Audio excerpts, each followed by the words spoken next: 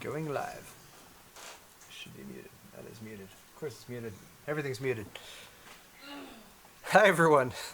Welcome to Awesome Hardware. This is a live show we do about technology. Talk about computers, building computers, PC gaming, whatever the heck we want to talk about. And we stream every Tuesday evening at 5:30 p.m. Pacific time. I'm joined by Kyle, who you can see right there. He is joining from his house because we're still under lockdown and social distancing orders and all that stuff. So we're doing it remotely, which we tried not to do for a really long time. We only ever liked doing the show when we're here in person with each other. But, you know, you got to make do with the situation. And after we tried to do an in-person show like 3 or 4 weeks ago, everyone was like, hey, shouldn't you be distancing? And so we decided, yeah, let's keep doing that. Welcome, though, Kyle. You know, pardon me. Thank you. I was going to say it does feel a little weird. Did feel a little weird at first to do the show from our respective homes, but and you know, to some degree, maybe the original loses some of the original magic from the normal show. But you know, everyone's doing this for the most part, so it's kind of like we're all in it together in a way, and you know, it's been fine. It's been good. You know. Staying safe. Well, safety first. And I'm very glad we're able to continue to bring you the show. A couple quick pointers for the beginning. We do drink beer typically while we're doing the live stream. So drinking some Arrogant Bastard Ale for today. Kyle has a Great Divide Coffee Porter. Oh, Great Divide Coffee Porter. Delicious beers. Very good. So just word of warning, the show is intended for adults. We do occasionally use adult language. And cheers. Thank you all very much for joining us. Cheers. Good stuff. Good times. Yes. All right, today on the agenda for us to discuss, we actually have some pretty interesting and good tech news.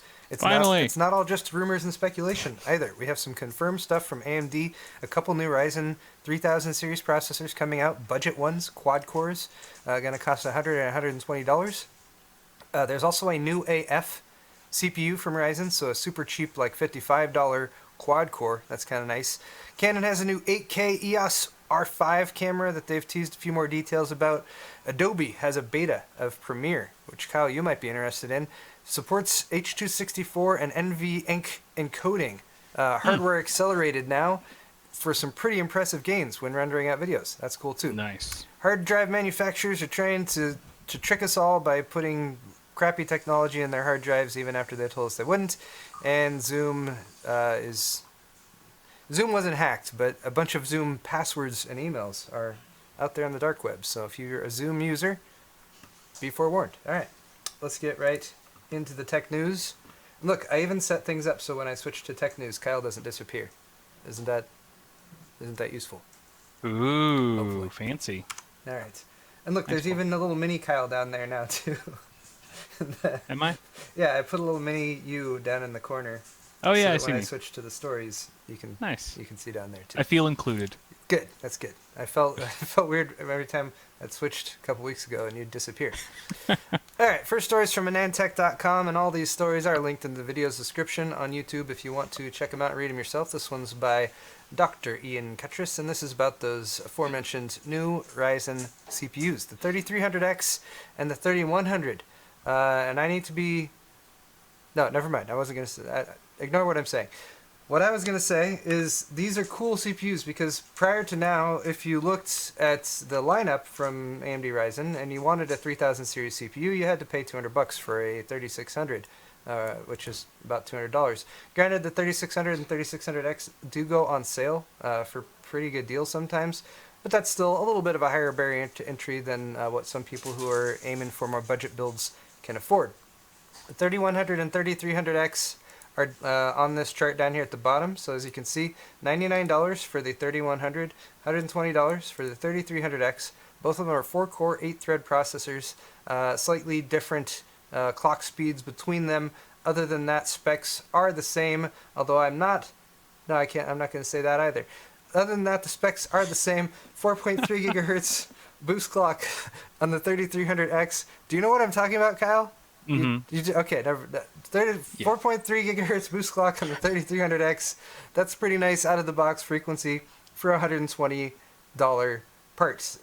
Same configuration for cache for both of them, and you do have PCI Express Gen 4 support as you do with all of the other Ryzen 3000 series processors. So That's a nice series of specifications. That's a really good price. 65 watt TDP. They're going to come with Wraith Stealth coolers.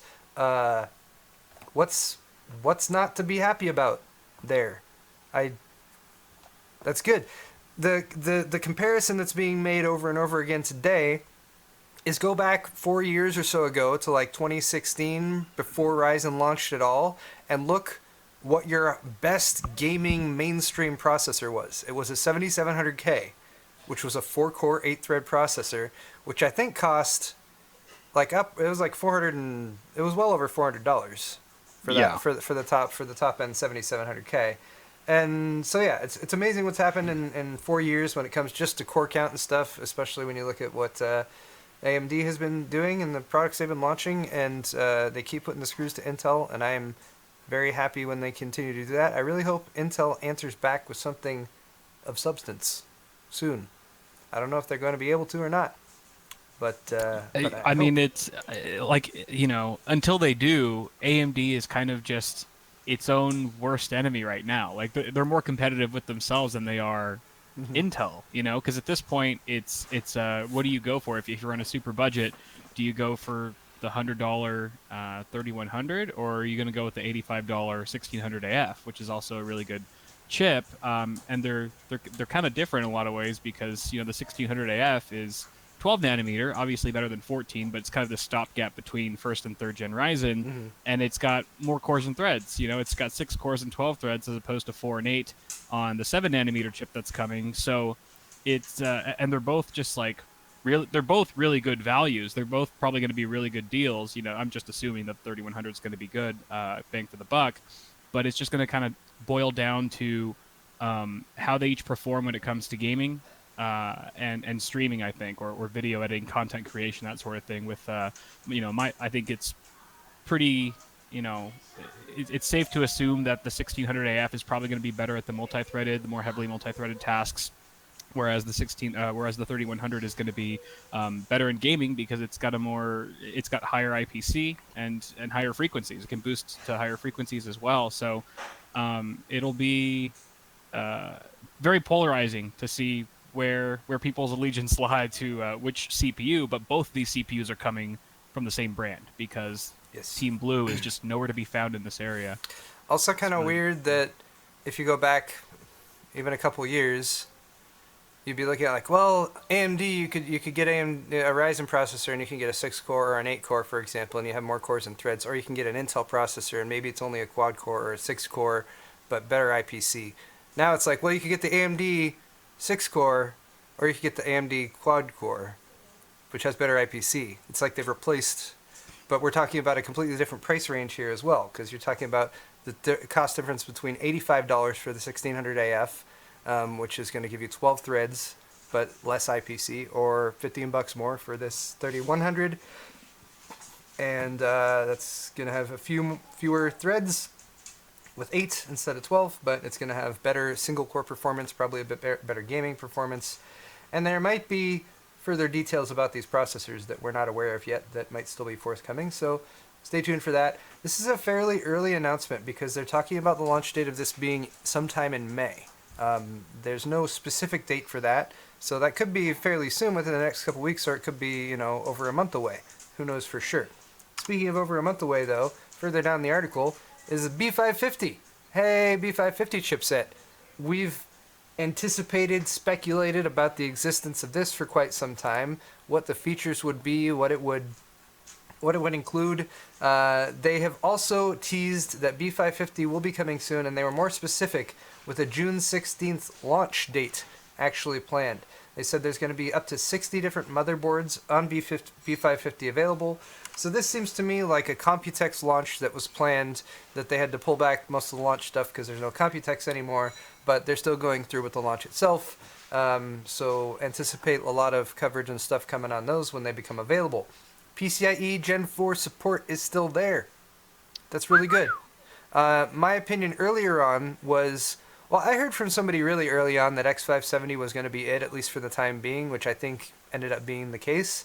B550, I think if they had launched it earlier, like last year sometime, would have made sense to not have Gen 4 support, but since they're launching it later, they're launching this because Intel, if you guys remember from a couple weeks ago and stuff, Intel's got some stuff coming up soon too. LGA 1200 platform, they've got some new 14 nanometer processors coming out. We'll hopefully be checking those out and at least giving them a fair shake and seeing how they perform. I don't have super high hopes for them because I feel like there's some fundamental changes that need to be made when it comes to manufacturing process and everything before those catch up. But hey, if Intel's about to launch a new platform that they're asking people to buy a new motherboard for and a new processor, and that motherboard and processor still don't support PCI Express 4.0, then this seems somewhat aimed at that. And AMD's like, well, you could buy the Intel stuff that's launching whenever it launches in the next month or two, or hold out till June, and we've got a budget chipset that supports overclocking with PCI Express 4.0 support, and a wide range of processors that slot into it. Theoretically, and boards that are probably going to start at a lower entry price than the Intel equivalents.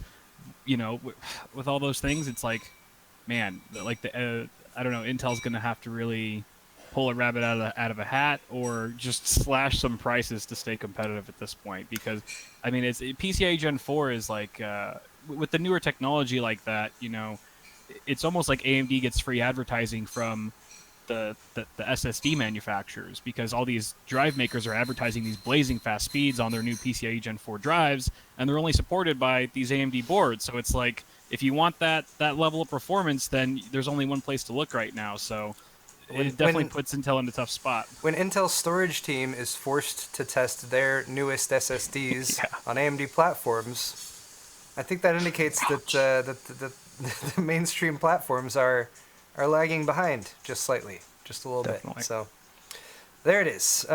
Still questions to be asked about B550 and all that stuff. When exactly in May are the CPUs launching? What type of CPU support will B550 have? I already talked to MSI, for example, about their Tomahawk, their newer Tomahawk, right? They had the B450 Tomahawk Max compared to the older B450, and I asked them if there were any physical hardware changes on there, and they said, well, it has a different ROM chip in there for the BIOS. We changed it, we made it bigger because AM4 as a platform has such a wide range of CPUs available on it. The ROM chips aren't big enough to store all the data for all the different CPUs that you might slot in there. And that was with B450 and their existing set of CPUs. So we're adding new CPUs, and we're anticipating AMD launching more CPUs with Zen 3 later this year, which they've already said are going to be going to be compatible with AM4. So if they're already having issues with the ROM chips and getting all the data on there for all the different CPUs that are supported, I can't imagine that for older motherboards, when this new series of processors come out, that there's I don't know. I feel like they might have difficulty maintaining compatibility across all that, but that still remains to be seen. We will see. So, but I wouldn't just go forward assuming that you can buy a B550 motherboard in the future and drop in your first gen Ryzen chip into it or something. All that stuff still remains to be seen. So we'll find out soon, hopefully. And yeah, I think that about covers it for that one. Cool. It's exciting. Moving on. I mentioned we were just talking about the 1600 AF, which is a very compellingly priced $85 6-core 12-thread processor. Kyle and I have both done builds with it. It's a great entry-level chip, and just one of those selling points of AM4. You can get yourself a super inexpensive build up and running on it, and then you can upgrade to really, really high-end parts down the line if you catch a windfall of money or win the lottery or it's your birthday or whatever the heck else. But AMD is adding another AF processor. AF is just sort of the pet name they've been given because essentially what AMD is doing is they're replacing the existing processors in their lineup with these 12 nanometer versions simply because they're not putting out 14 nanometer wafers anymore. So they're out of 14 nanometer wafers. They got to switch to 12 nanometer. They want to maintain some legacy compatibility to have these processors available at certain prices. So they're like, all right, we're not going to change the product name or anything. We're just going to switch over to this. The product itself is going to get better, and there's nothing worse about these processors. The only thing that might slightly be worse is you might have a little bit of compatibility issues with older motherboards. You probably will need a BIOS update to support them if you have an OG B550 or X370 motherboard, for example. But this one is the 1200. So the 1600 is a 6-core, 12-thread. This one is the Ryzen 3 1200. This one is cool if you're on a really, really, really super budget, because right now it seems to only be listed in a few locations. The PC Gamer article links to computerbase.de, which is a German website, and they have it available for about €55, which would probably equate to about a $55 US price tag, if and when it becomes available here as well.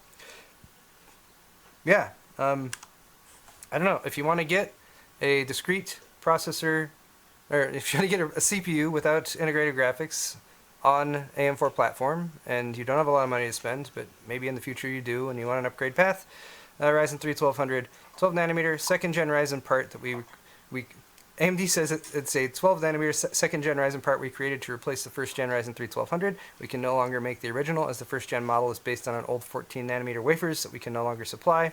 There is a slight change to the model name itself if you're actually out trying to hunt this thing down and you want to make sure you get the right one. The older one was AE in the product name right here. The newer one is AF before the word box, and that's why they're being called the AF. Ryzen 3 1200 AF, potentially $55 CPU. But of course, as we already mentioned, if you got $55 to spend on a quad core, maybe scrape your way up to $100 and get a quad core with hyper-threading that's a 3rd gen. That'd be cool too. But not everyone's got lots of money to spend. It's good to have options down here in the budget range. Yeah. Just again, bear in mind it's a Pinnacle Ridge chip, not a Summit Ridge chip, so older motherboards will need a BIOS update to support it. Yeah, that's all for that. Cool. Groovy. Let's talk about a new camera that Canon has been teasing the heck out of. They had already released some information about it, and they have now released some more. There's speculation in the article, which is from Engadget, that they're sort of doing this intentionally to string out the launch cycle for this. Was it NAB or whatever that was recent? Was that NAB, the photography show? That happened recently? Well, it was canceled. Oh, you mean it was canceled, right? I think so. Yeah, it was canceled recently, but I think that's NAB. Yeah, it was canceled. Anyway, a lot of announcements I think for that are still coming out, even though the show itself is canceled. Yeah. So here's the EOS 5R from Canon. It's a mirrorless camera.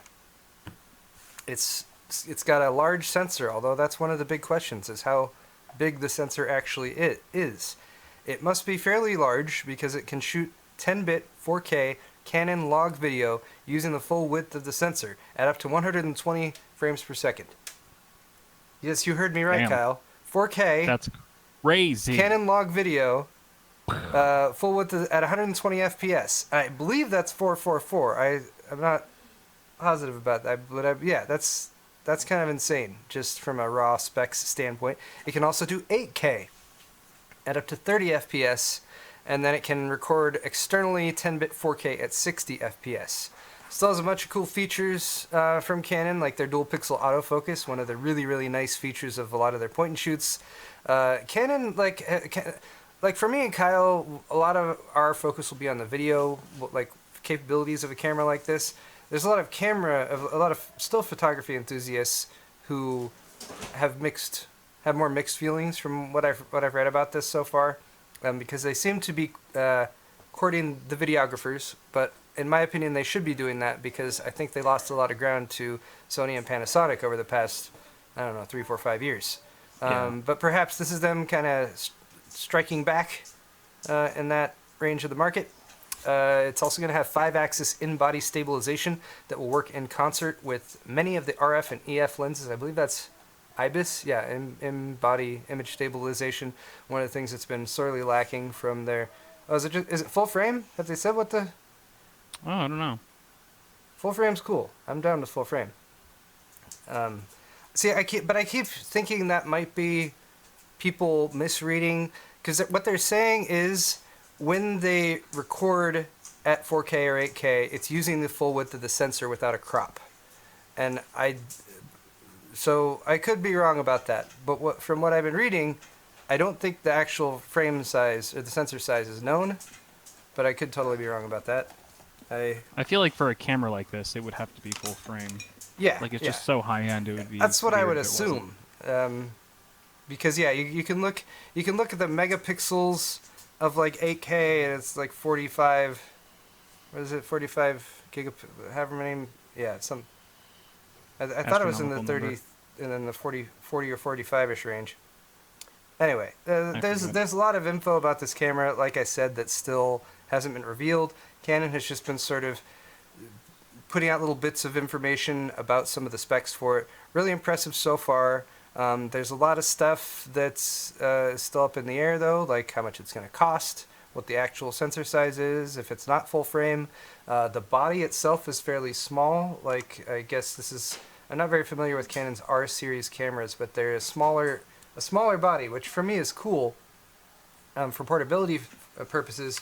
However, smaller body cameras can often have issues with overheating, especially when you're talking about processing and writing 4K or 8K video images, especially at high frame rates. So, who knows? I'm not telling everyone to go out and buy this because we don't know what it's going to cost either.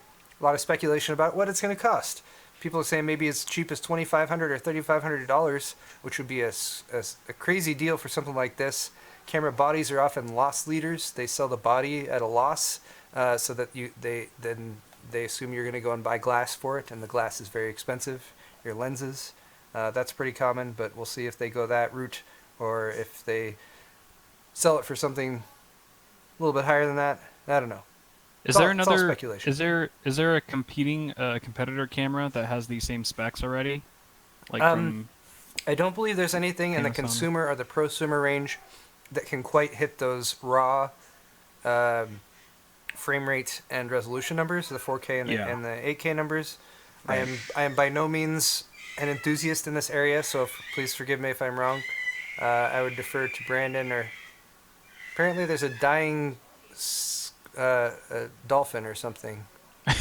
Yeah, out what there. is that? That's my daughter. Oh, it's your daughter. She's learning all sorts of new noises that she can make. Huh. Wonderful noises. They're all wonderful noises. We were setting up for the show, and she just wandered out into the kitchen, and she's crawling on the floor, and she just looked at me and started waving, "Hi, hi," and she kept waving. She says hi now. Okay, anyway. That's awesome. It's easy to get distracted by my daughter. Yeah, battery life, also a question for the smaller body. If this body's smaller, they can't fit as large of a battery in there, so yeah. That's one of the things I really like about my GH5 is battery life on them is really nice. Great for This events and this stuff. article has inspired me to start watching some 8K videos on YouTube because I just remembered that there are 8K videos on YouTube. There are. Yeah, they're And even higher it's than that. Pretty nuts. I think. It's pretty wild. Does it go beyond that? I think you 16K? can. You can upload whatever resolution. I don't know if there's a max, but I think there's some insane resolution videos there. Yeah, it's You ludicrous. only have like a 4K display though, right? I do, so I can't even watch it natively.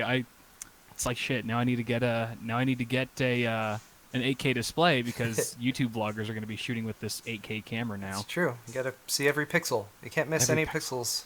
They're all important. They're all special. Everyone counts. Yes. One other thing pointed out about this is that it does have dual memory card slots. One is a CF Express card slot, which is the new compact flash standard. One is a SD card slot, a UHS 2 slot, but from what I was reading, 8K bit rates are insane. And the 4K or the 4K 120 FPS bit rates are insane, like 3,000 to 5,000 megabits per second. Like, yeah, when I'm recording here, usually 4K or whatever, 4K or 1080, I'm usually in the 100 to 300 megabit range with the options I have on my current cameras. So that is an insane amount of bit rate. That's also talking about like 444 for the chroma and everything. So that's talking about like retaining as much possible visual data per frame as possible, and there's going to be other recording options presumably within the camera that can do less than that.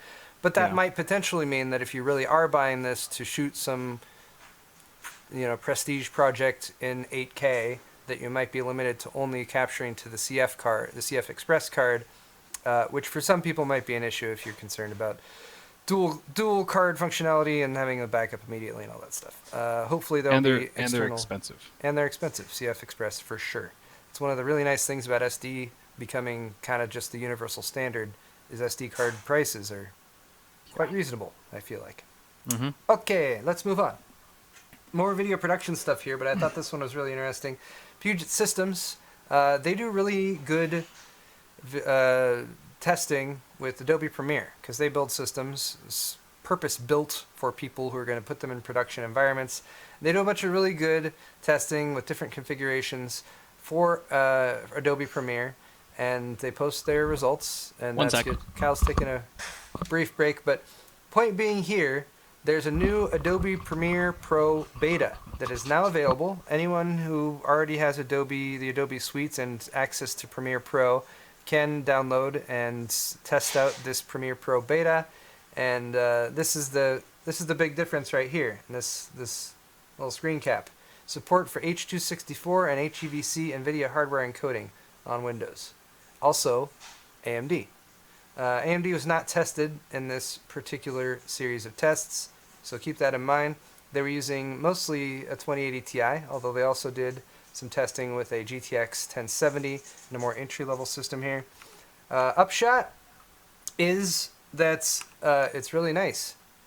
It's actually 2x to 4x improvement in render times when you're rendering stuff out. So if you're looking at these charts here, bear in mind you can only use QuickSync on systems that have a CPU with QuickSync, which means mainstream Intel, like a 7600K and a 9900K. So that's the green bar. We're also looking at frames per second here that are rendered, so higher is better. The red bars here are the good ones. Lower is not as good. So here you can see, for example, with a 9900K and a 2080 Ti, you could get a little bit better than software encoding by using QuickSync, jumping from 34.3 FPS up to 43.9. Add NVEnc encoding with an RTX 2080 Ti and you jump to 112.5 FPS. That's really nice. Wow. So they tested various settings and stuff. It says actually a somewhat limited test compared to what they usually do. They're rendering 4K H.264, 150 megabit per second footage, similar to what we shoot here. ProRes 422 and Red Media. They used a variety of test systems. They use QuickSync where comparable, QuickSync where applicable, QuickSync where it actually existed on the CPUs they were testing. And I really like that they also threw in that 7600K and a GTX 1070 testing, because that kind of shows you the just that difference in going to the higher end systems when it comes to frame rate. But even with this, you're still getting 50 FPS, which is still better than you'd get with software encoding, or about the same as you get with the 3990X on the CPU side. Damn. That's a pretty nice comparison too.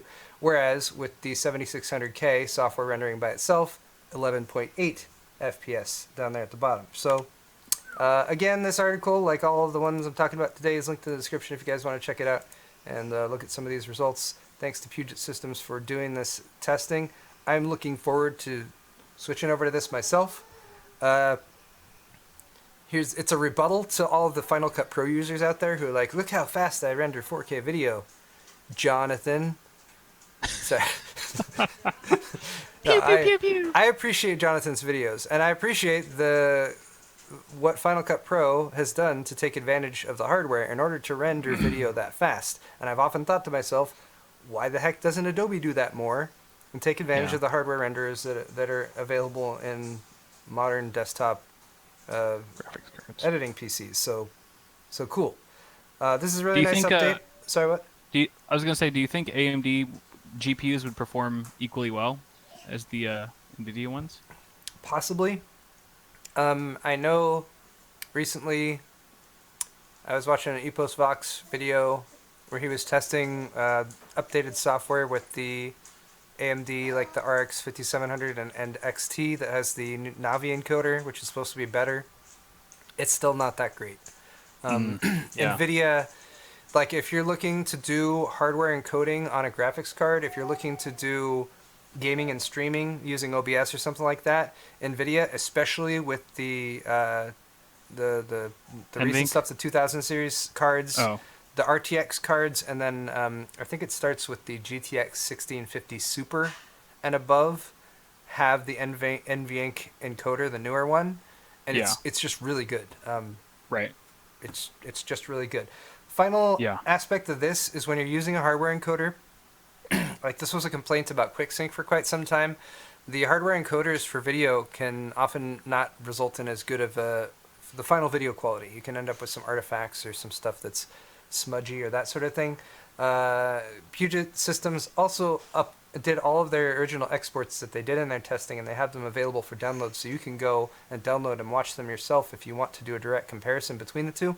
But basically they said the quality difference appears to be extremely small in our test cases. It's possible that if you're doing lower end systems, if you're testing lower bit rates, that those might come out more. But with their testing, it seemed like that was really negligible when it comes to video quality. So Right. cool. Also really nice because if you already have a video editing system and it's not getting the job done for you, you could potentially just drop in a better graphics card and take advantage of this versus, going through the trouble of building a new system or swapping out core components like CPU and stuff. So yeah. Now, Adobe just has to fix all the other unrelated issues with Premiere. Yeah. Like driver incompatibility, things changing with every update. Like my Premiere just started taking a shit yesterday because I updated my the graphics drivers, which is a GTX 1080 Ti. It was working perfectly until I updated the drivers, which I needed to play Call of Duty Warzone, or to let Heather play Call of Duty Warzone on that system. And ever since updating the graphics drivers to the latest version, it's been taking a shit. So, I mean, I'm glad that Adobe's working on certain things, but there's a reason why so many people are like, there's this max exodus of former Premiere users switching to DaVinci Resolve because there's all these little issues and stuff. But I have the weirdest issue on this system for me is it started doing a while ago was that I can't open the file menu. Every time I go to the file menu, I have a feeling it has something to do with the ultra wide aspect ratio or something. Oh yeah. But every time I go to export, I was rendering a bunch of the time lapses I was recording of the remodel, and every time I go to export, I have to remember, no, I gotta hit Control M. Because if I go to the file menu, I gotta do the shortcut. Because if I go to the file menu, it just would kind of lock. The UI would lock up. And mine, I don't get a preview in my source monitor anymore. If I double click a clip, it's the black. It's completely black. Oh no! And I found a workaround, which is basically just to change the encoder from NVIDIA, like the hardware, to software encoding only. So there you go. Basically disable Mercury Playback Engine, and it works perfectly fine. But now I don't get to use Mercury Playback. Yeah, Mercury Playback it's kind of nice. It's kind of one of those. Yeah. Yeah. Yeah, and I have noticed like there's a bit of it's a bit more sluggish in certain areas, that are more graphically intensive after switching it off. But I can see the image, so I don't really have a choice right now. It's always fun when when you're just like, I just need to render this video out. I don't care if the software is non-functional or whatever. Like, let me get the video rendered. Everything else I can figure out later. Yeah. And troubleshoot or whatever. And then I get the video rendered, and I'm like, oh, thank God. And then I go do something else. And then I come back to it a couple days later. I'm like, oh no, this is still broken. It's so true. Anyway. I can relate. Okay, any of you guys looking for hard drives might be somewhat interested in this story. This seems to be something that's maybe a developing story because it seems to be affecting, or it seems to be something that all the major hard drive manufacturers are doing. Articles from Notebook Check. Specifically, it was derived from a series of articles by Chris Malore from the storage specialist website Blocks and Files. He basically investigated and discovered that there's a bunch of drives right now that are using something called shingled magnetic recording, or SMR. If you don't know what SMR is, it's a technology that allows manufacturers to fit more data onto a drive platter by overlapping the sectors while leaving a clear area for the read head to pass over. This results in a drive that can read at regular hard drive speeds, but is much slower during writing. What isn't made clear to me is if they're using this technology in order to like use physically different platters in the hard drives themselves, to use platters that have less capacity in order to sell drives that have higher capacity even though they have less. I'm not 100% sure about that. I was just trying to figure out, like, why are they doing this? Why are they switching to it? Why are all of the hard drive manufacturers apparently affected in some way? Because it just seems stupid. Hard drives are already... I mean, hard drives are used everywhere. They already get kind of a bad rap in the consumer space because, SSDs. But I don't think they need any negative feedback or anything. Hexit says that less platters keeps noise down, so I guess that could potentially be something. But point being, a lot of these drives were not, spec-wise, were not listed as using SMR, and SMR is something that can actually cause issues, especially if you are installing your drive into a RAID array. Even more egregious is what WD did, Western Digital. Generally, my go-to for hard drives, I've always kind of liked WD ever since I used their RMA service way back in the day, and it was actually really well designed and ready to use. It was.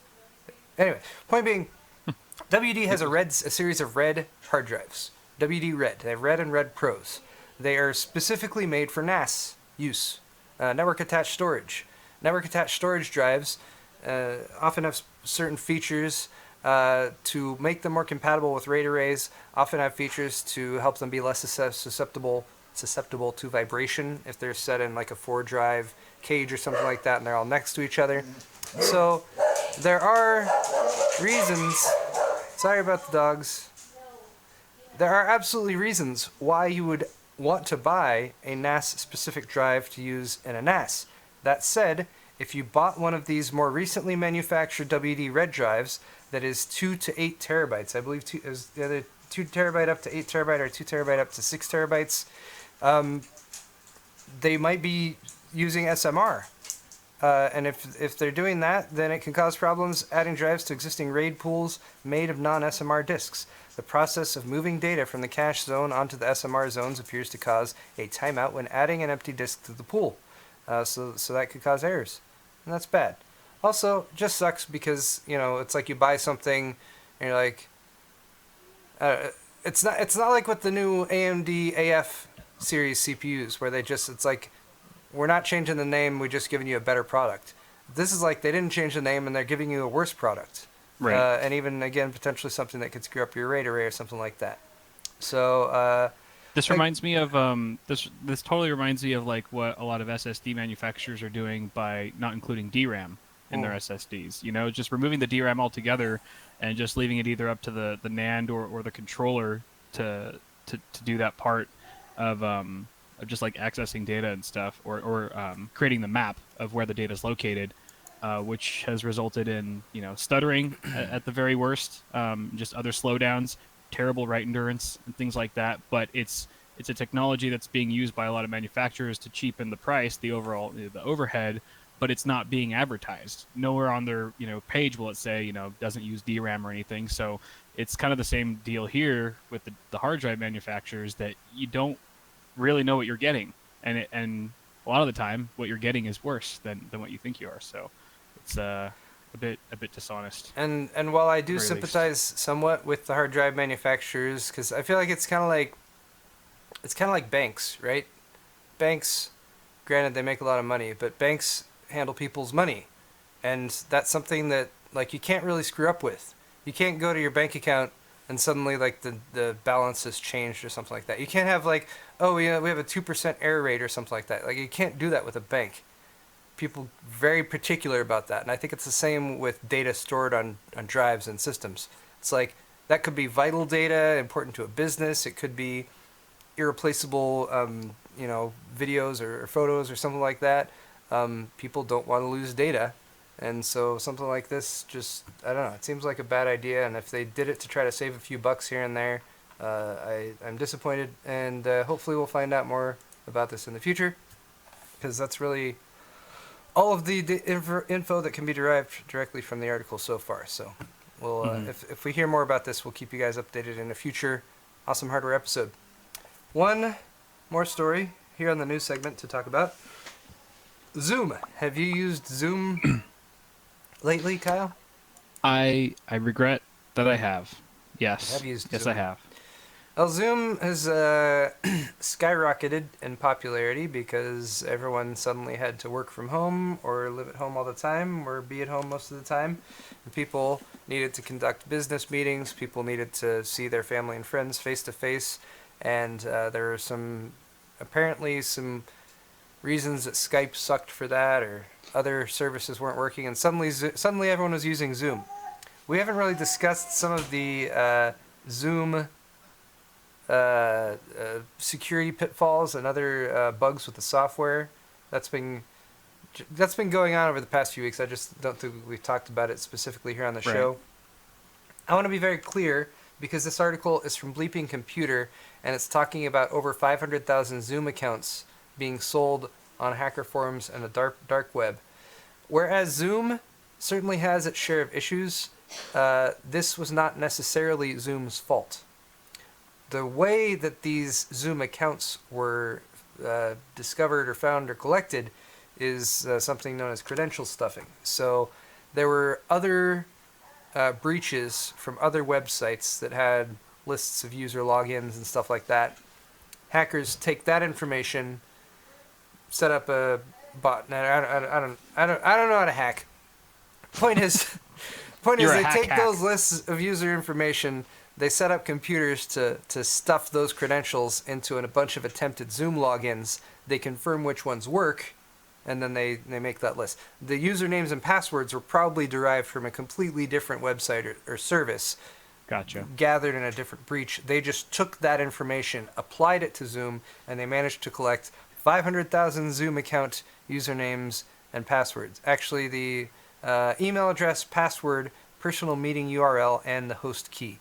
So is this a classic example of why you shouldn't use the same password for every login? This is absolutely a classic example of why you should not use the same username and password across multiple websites, because website A gets hacked, and then your info on website B. I wanted to say like G or something, but I'm like, why do I need to jump that far ahead in the alphabet? What happened to the other ones? I don't know. There's lots of different websites.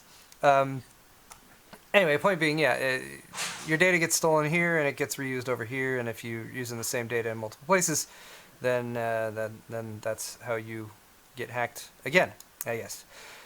These are being sold on the dark web and hacker forums for less than a penny each. In some cases, given away for free, apparently. Yeah, that's always nice. The cyber security intelligence firm Cyble, C-Y-B-L-E. Cyble. Oh, I have no idea, but that's how I would guess. But that's where Bleeping Computer sourced the information. They started, the postings of this info started around April 1st, about 3 weeks ago.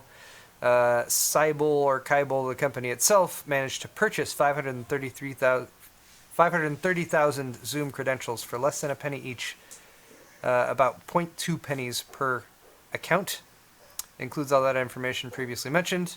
The accounts include ones for well-known companies such as Chase, Citibank, educational institutions, and more. So yeah, like Kyle said, don't use the same password and log in across multiple websites. Use if you really can't keep your own log of passwords, use a password manager. It's definitely better than using the same password everywhere. And then you can also, if you don't know if you're, like, let's say you have your go-to username and password that you use everywhere, and you're like, well, I don't even know if that information has been compromised. There's a website called Have I Been Pwned, P-W-N-E-D, where you can go and enter like your email, and it'll tell you if it was included in any breaches. Cyble or Cyble or whatever. I really don't know how to pronounce it. C-Y-B-L-E. Because it's like cyber, like cybernet, cyber. You're right. That's right. Cyble. Industry. Maybe it's Sybil. Could be Sybil. Could be Sybil. Anyway, they also have a similar website called Am I Breached? So So check it out. See if your info's. see if you're. If you've been pwned. Okay. And Hexit's been, and he's in Twitch chat, and he's been offering all sorts of. I don't know why I keep seeing his comments. He said to use a paid password manager. Don't use the free ones. It's because he's using all caps. That's why you see. I can't vouch for that. I don't personally use password managers, so I don't have a recommendation there. But whatever. That's at least anecdotal. Those can get hacked. That makes some too. sense to me. Everything can get hacked. Everything is, yeah. Yeah. But I like. It's almost better to like. I feel like in some ways to just write it down, like have a notebook, you know. But at the same time, that sometimes scares me too, because like, what if someone steals it, or if I lose it, or I mean, there's no foolproof method anywhere you go. Anywhere you look, there's gonna be pros and cons to every method. So just pick one that works for you, as long as you know the pros outweigh the cons in your mind. Consider two-factor authentication as well. Also, really, I think this is advice that we've given out before on the show, but just if you're not familiar, or if you're watching this for the first time, or if it's just something you've always put off and been like, yeah, you know, securing my accounts and whatever, I'll worry about it sometime in the future. Two-factor authentication, also really, really, really important for any accounts you have that are very near and dear to you. You can do it via SMS text message, but that's actually a less secure means because your cell phones can be spoofed. So using a app-based two-factor authentication method is generally the recommendation right now. There's also USB stick options out there. Anyway, we're gonna get Bitwarden. Sure. Okay. Off topic. Let's move on. Wait, no, I can't move on until I've done the lower. Here we go. Games. The games report. That's what's next. Aha. We're going to briefly talk about some video games. These are all PC games, so I can talk about them without revealing how little I know about video games. Not that I know a little, it's just that I don't play them as often as I used to like to. Alright, Crysis Remastered is coming to PC. Ray tracing, what? high resolution textures. It's like Oh no. we only just barely, I feel like, got to the point where you can post a video about a graphics card or a computer or anything and not get the immediate comment like, can it run Crysis? Yeah. Well, guess what? Floodgates are back open. Guess what's coming back? Crysis the Remastered. memes. The Crysis memes Yes. have returned. This is an announcement by Crytek. It has been confirmed by the official Crysis Twitter account and everything. There's, what is there, video? Media could not be played. Oh, here we go. I think the whole community, and including myself, will be disappointed if the game's like really optimized and just can be like super scalable and can run on anything. Everyone's just gonna like riot. Like, what the fuck is this? I just ran this with my 1650 Super. Oh, hey, look, there's some. Is that some actual gameplay footage there? This betrays the legacy. It's like I can't even load this video. Yeah. I can't even load the video because it's too high resolution. It's like a Twitter video. Crysis Remastered. Look at the coming soon. PC, Xbox One, PlayStation 4, Nintendo Switch. Hey, talk about plays on anything. Nintendo Switch is not necessarily the highest end when it comes to actual computer hardware. Yeah, but Crysis originally launched 13 years ago in 2007. It is if you're not familiar with it at all, it's a semi-open jungle shooter famous for its vast, detailed tropical environments and sandbox combat,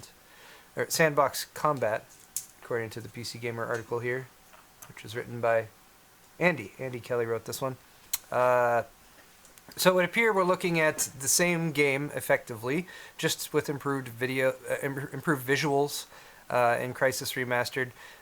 They originally teased this with a accidental post on the Crytek website, which was then taken down, which struck a lot of people as an attempt at pretending like, oh no, we did this accidentally, but actually it was totally intentional. Because you know how leaks go these days. You can never trust a leak. Used to be, you'd hear about a leak and be like, that was probably, the company's mad about that. Now there's a leak and you're like, I bet that their marketing team worked on that for months. Yeah. Timing that and whatever the heck else. Nothing's real anymore. Yeah. Everything is fake news. You gotta skepticism. You have to be skeptical about anything, everything. But yeah, the official description now says Crysis Remastered will have new graphics features, higher quality textures, and CryEngine's native hardware and API agnostic ray tracing solution. So again, native hardware and API agnostic ray tracing solution. So interesting way of describing that there. It seems to indicate that they're working on their own version of ray tracing. Who knows if that... I would expect that it could still be hardware accelerated. I would hope that it would work across both NVIDIA existing, RTX cards as well as whatever AMD's working on next on the Radeon side. I have to imagine it would. I don't see any... I would give it a 99% chance that it will. If it doesn't, that would be really, really silly, especially for a company like Crytek. Say that again. You're 99% sure that it what? That it will be, that the rendering engine that they're working on, that Crysis Remastered in general, will be able to take advantage of hardware accelerated ray tracing. Oh yeah, definitely. Versus just software. I'm hoping that it supports DLSS 2.0. That would be awesome. That would be cool too. I imagine that might be something that they could integrate in there. That's an NVIDIA feature. The fact that they used agnostic hardware and API agnostic ray tracing solution seems to indicate that they're riding the fence right now, staying neutral between NVIDIA and Radeon. Yeah. Although I'm sure at some point we'll get a powered by whichever company gave their development team more money. More money. Yeah. Right? That's how that works, I think. That works. But yeah, Crysis Remastered, ray tracing added, new game to crush your hopes and dreams and make you feel like your computer sucks, apparently. Pretty much. But hey, speaking of ray tracing, and those of you who are really excited about ray tracing, I don't know, there's a few people. Minecraft now has ray tracing, and we've talked about this a little bit before, but it's now actually available. There's a PC Gamer article on it here. NVIDIA actually did a bit of a launch with this, with a bunch of stuff. There's a bunch of like pre-made levels that you can go in and check out and play and stuff like that. Glowing blocks and all that stuff. So this is Minecraft, but it's Minecraft like really... It looks like Minecraft, but basically this is Minecraft rebuilt with a different engine. They're not using the Java engine that Minecraft was originally based on. The RTX beta, Minecraft with RTX beta, just launched about 5 days ago on April 16th. There will be a complete and free RTX update later this year.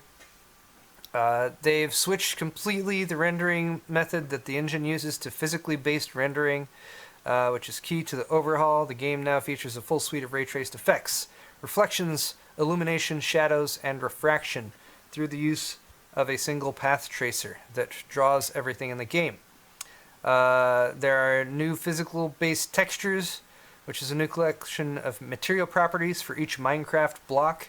Whereas before, each block had 2 properties, color and opacity. The new Minecraft with RTX introduces other aspects to each block. You have metallic, normal, emissive. Normal is a height map, emissive is a light emission properties, and roughness, which allows them to basically create any texture that they want on a Minecraft block.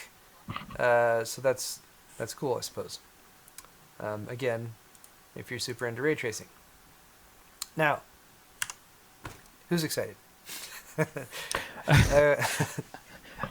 I mean, I think NVIDIA is the most excited with this, because I feel like, in their defense, this is kind of like a genius marketing move. Like, let's put our technology that kind of had a rough start that some people were unsure about, into like the most popular, like best-selling video game in history, and basically, for one, let people know what ray tracing is, introduce the world to ray tracing, people who have probably never heard of it, and what better way to do it on like the most like mainstream game, like basically bring this sort of obscure technology to the mainstream, like and now like every Minecraft player is gonna obviously want to play with RTX on, which they're only gonna be able to do with an NVIDIA GPU. So it really is like a smart marketing technique, marketing move by NVIDIA that I'm sure a lot of gamers will enjoy too. But It's also a game that is like you wouldn't think it at first because it's Minecraft, right? It looks like 8-bit graphics or whatever, but because the game itself is so simple and just uses blocks and really basic texture maps and stuff like that, excuse me, it actually allows a lot more. It doesn't. It's not a graphically intensive game natively. So adding all of these extra features, path tracing and everything, physically based rendering, is it. There's a lot more that the CPU that the GPU can do because it's not working right. so hard to render the base game. Yeah, Yeah. that's so true. So our friends over at Gamers Nexus, Steve and company, actually did some benchmarking with Minecraft and ray tracing, which is kind of interesting because they have a lot of really good video capture where they went and checked out a bunch of different preset levels that NVIDIA distributed so people could go and check out the game and test and stuff like that. But it's also Gamers Nexus, so they did a really good job at testing a bunch of different things. They set up, they tried all the different levels. They chose the one that was the most graphically intensive and also that they could get the most repeatable testing on. I believe they made this train track, like they built this track in the game so that they could run the track over and over again to get repeatable results, Nice. which I think must have just been lots of fun as Minecraft goes and everything. But speaking of results, I'm going to jump up here to their results. And again, guys, video link is in the description. I recommend checking it out if you're interested in this. Because Steve talks about a lot of stuff, like not just the path tracing and everything, but also also kind of the fundamental stuff of how Minecraft works, the way it loads chunks into the environments, some of the differences between the old way it rendered and the new way it renders with RTX. Interesting stuff, but long story short here, this is now a very graphically intensive game to run. In fact, it's kind of crazy, just the amount of hardware that you need in order to play it. So here, for example, was their testing.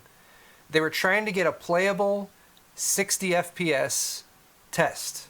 So they basically took the settings and they dropped them down further and further. I'm sorry, they took the amount of chunks that were being loaded, dropped them down further and further until they could get 60 FPS. With the 2080 Ti Extreme, they were able to load 12 chunks at 1440 and 16 at 1080.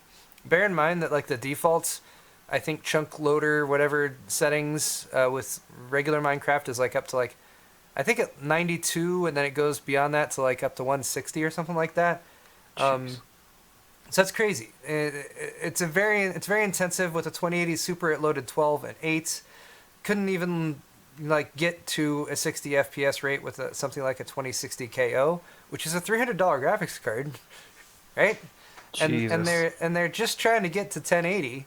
So, they're just trying to get to 60 FPS at 1080, not 4K. They couldn't do anything at 4K. None of this worked at 4K. They couldn't get a playable frame rate in 4K at all. So, just stuff to keep in mind. Another thing to keep in mind is that Minecraft is highly subjective. It's a very I thought this. We'll come back to that one in a second. Minecraft is very subjective to the level that you're playing in. Minecraft can be a very simple game. It can be an insanely complex game, depending on what the level's built out of and how much transparency there is and stuff like that. And all of that is made more complex with adding all the ray tracing stuff, all the RTX. Default chunk is 1632 max, says B Squad Leader. That says, the Win 10 version only goes up to 64 chunks. Sorry, those numbers I was referencing were for the Java version. So, there we go. Anyway, though, here is their 1080 testing with a bunch of different settings. So here you can see with RTX off and using 96 chunks. So this is like, if you're playing the game normally, you're going to get 180 average frames per second. And then with all these other options here, with RTX on, and down to 8 chunks, 12 chunks, 16 chunks. Look at the frame rate drop down to 71, 66, 58. Granted, if you increase the chunks up to like 128 or something like that, that will also tank the frame rate. But it's just a trade-off. You can have your ray tracing, your pretty, everything looking pretty, or you can have much extended draw distance. Oh, and DLSS. I forgot to mention DLSS. By the way, DLSS, Deep Learning Super Sampling, been around for about a year. Got kind of not the best reviews earlier on because image quality concerns and stuff like that. But basically, you turn ray tracing on to give yourself the ray tracing and the actual light rays and the very realistic recreation of lights and colors and all that stuff. And then you also turn on DLSS, which is super sampling, which should increase your frame rate. And apparently with the two of those in combination, you can kind of get yourself to a playable frame rate with Minecraft RTX. There it is. But again, really subjective to the game to the world you're playing in and how complex it is and what's being loaded and all that stuff. But yeah. Imagine spending $1,200 on a GPU to play Minecraft. Yeah, so that's what I was thinking about. It's like, all right, Jesus. Anyone who's playing Minecraft right now, if they're looking at some of the footage, is anyone going to go out and like spend a significant amount on a GPU upgrade to be able to do this? I kind of doubt that. I could see people who already have a high-end gaming PC who dabble in a wide variety of games, who've built a system or bought a system to play your high-end AAA titles, who also likes to play Minecraft, can load this up and try it out and whatever. But absolutely, it's one, and this is pointed out in the PC Gamer article as well. One of the really nice things about Minecraft was its accessibility for people who gamed a lot, for people who didn't game a lot. But you don't need that much to run Minecraft. Now suddenly you do. So it's a trade-off there as well. I guess one good thing is that I'm not familiar with. I've never really played Minecraft ever. Really? I'm gonna do a video on trying it out with RTX soon, but yeah, I've never played it. But from what I understand, at the very least, it's not the type of competitive game where really high refresh rates and high frame rates are absolutely essential or super beneficial. So, gaming in at around 60 FPS thereabouts should be fine. It's not like something that you have to go out and try to hit 144 hertz on. So you say that now, so but then you're going to go out and you're going to play survival mode, and it's going to be nighttime, and you're going to have spiders and zombies and endermen coming after you, and you're going to be like, I need a higher frame rate. I would have seen that creeper coming a half second sooner. That's true. Yeah. It can help. You need every advantage you can get against the creepers. I'm sure they're working on it already. Okay. All right, one last story here for Games Report, which is just a question I had for all of you guys, which is, what is Animal Crossing? I don't understand. Okay, boomer. Animal Crossing. My Google Home speakers all just went off. Because you said okay, boomer. Yeah. That's not even that close. I know. Wow. Google sucks. It was a speaker very on the opposite end of the house, so my voice wasn't very clear. But I'm surprised it picked it up. Like, I don't know. It's just one of those things that like it's everywhere, and I keep seeing Animal Crossing stuff, and I keep seeing people like. It's reminding me a little bit of like old school like Diablo 2 days when it was at the height of its popularity and people were selling in-game Diablo 2 items for insane dollar amounts like in real life and whatever. Is that what's happening with Animal Crossing too? This is why I wanted to ask this question, is because I see auctions for things for like 20,000 bells or something like that, or like. So I don't know. It's like they're using some form of currency in the game, I think. But I think people can trade that for real money. I saw something where you could go and buy real stuff in a store with like Animal Crossing currency, which anyway. Bells are the currency. Okay. To my understanding, Animal Crossing is this very chill, relaxed game that you can kind of just jump in and out of. It's very non-committal. Okay. It's an easygoing time killer, and from the looks of it, it looks like you're just kind of doing like errand boy chores. Like you're running around doing little errands. It's very, non intimidating, I guess. And it's just a chill, low key game that I'm sure you could play super stoned out of your mind or something. I'm sure there's the Animal Crossing rates just skyrocketed yesterday on 420. People in That's chat seem to be my indicating understanding. it's like a glorified fetch quest or Right. something. Yeah, like you're an errand boy, like you're a runner. You're just kind of Chore simulation. That sounds okay. So great. I kind of nailed it. I don't know. It's a kids game. I mean, I see a lot of adults. I see people of all ages playing it. It That's looks why like a kids I game, but wouldn't BS. I don't follow any kids on Twitter as far as I know. I rarely see posts from kids unless it's their parents posting stuff about them. So I don't know. It's just one of those things that popped up. It's not like I'm not irritated or anything. I just been seeing it everywhere. And like Animal Crossing and Doom Eternal launched on the same day. I'm not getting a bunch of posts about Doom Eternal stuff, but maybe I should. That would be. you haven't been getting many posts about it. You said. Yeah, I mean, just as far as what people are chatting about on social media and stuff like that. Yeah, I mean, the week it came out, I heard it everywhere. It was kind of everywhere, and then it died down quickly. Hmm. I think probably because it's just it's a quick single player game. You can kind of just run through it, and then it's done. DDT said you It can't was buy a definitely Switch more polarizing. and play Animal Crossing without Yeah. paying like $750. What was that? DDT said you can't buy a Switch and play Animal Crossing without paying $750. Oh shit! I can't hear you, Paul. You just got really choppy. Why'd you get so choppy? I feel like your internet's. Hello. What's wrong with your internet, Kyle? Your the resolution just went all horrible. What's wrong with your resolution? Guys, I think Kyle is being broken down into digitized and re-uploaded to the internet. Wow. It's like he's come full circle. Kyle, I don't know if you guys were aware, originally was created on the internet.